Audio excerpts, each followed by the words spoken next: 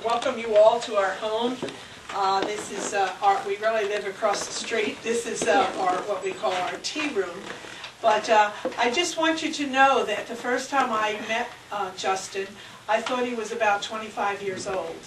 And so my remark as an old grandmother to Justin was, somewhere in your talk, try to mention the fact that you've been around 4 decades. Now, would you believe it? 42. There you go, see? Wow. So isn't that a good way for him to say it? To say, in my 4 decades on this earth. See, Justin, then they won't think that And I want to point to the woman who brought me into this world 4 decades ago. That's my mother.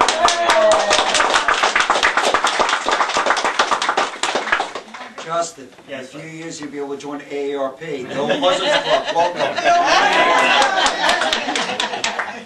Well, take a look at the house. Just beautiful and wonderful piece of history here, too. I mean, this has been here before we were a country, this building. And I know Carol has a great collection of old World War II uniforms and memorabilia. That's fantastic. And I know you...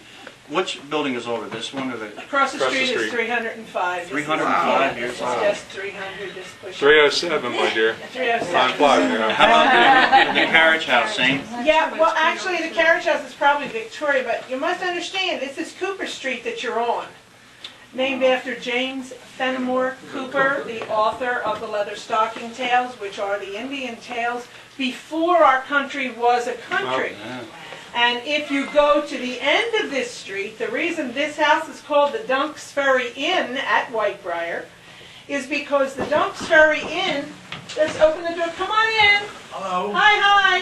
Hey. The Dunks Ferry Inn was actually an inn at the end of this street when George Washington's men came across the Delaware River on Christmas Eve, Christmas night, 1776. Now, for many years, Bill and I walked around Historic Society meetings with a sign that says, Dunks Ferry, the other Washington's crossing. Yeah. Nobody ever mentioned that there was a diversionary tactic right here at the end of Cooper Street in Beverly, New Jersey, and 1/3 of Washington's army crossed, saw no Hessians. They were out at Black Horse, which is now called Columbus. And they were, remember it was Christmas, and they were into the grog and the glog or whatever, so they were late for their battle. So no battle took place here. But by allowing George Washington's 1/3 of his army to go back across and join him when they had the battle up in Trenton, George actually was fighting only a portion of the Hessian army because the other Hessians who were late were then coming down here and they missed the battle. So it's a small piece of history, but this is a 300-year-old community, and these are some of the houses that just grew. And as you can tell, and this room is a very odd shape, long. This was the original front door. It was 2 rooms. Then the portico was added, and this door, and the sunroom over there. And so it's the houses at that time period just grew. They started as a 2-room and they just kept growing. So we found across the street at Whitebriar that I hated our basement. It has a half a tree down there and it still has bark on it. Well, here when I paid $35 to go through the governor's mansion in Williamsburg, he has the same basement as I have, so now I like my basement. And if you want to pay $35 to Justin's campaign, you can go tour my basement too. Thank you all for coming, and make sure you sign the register book. We're looking to give it the Guinness World Book of Records. And Morgan said before you leave, she will introduce you when you go out to your car. The spotlights will be on, and she'll introduce you to Louis Lama. We have a home for wayward farm animals we've had for over 40 years, and Morgan's going to be a vet. George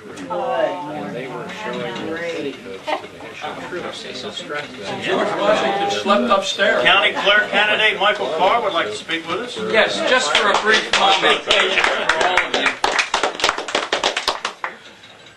Having run for public office for a number of years now, and sitting on county committee, and then back in 2001 running for the state senate against our own Senator Diane Allen, you may have heard, and I'm here to tell you that it takes money to run a campaign. Mrs. Moore just alluded to that, and although this event is free, and no one put me up to this, I was standing here and thought that I need to say something on behalf of our candidates. And the fact is that we need your help. We need you to have a checkbook or cash or whatever it is, and we need you to write a check to Justin's campaign tonight so that we continue to pay for the advertising, so that we continue to pay for events like this and anything else that comes up down the road. We are running a shoestring campaign, and so any victories that we do have, we just have to give thanks for that. But we are running on the right issues, and that's our strength. So we're not very much worried about the money issue, but it is a necessary part of what we do. So please consider that before you go home tonight, and even after you go home. If you need to talk to your spouse, do that. But please, write a check to Justin Murphy for Congress, and we'll all be grateful. Thank you so much.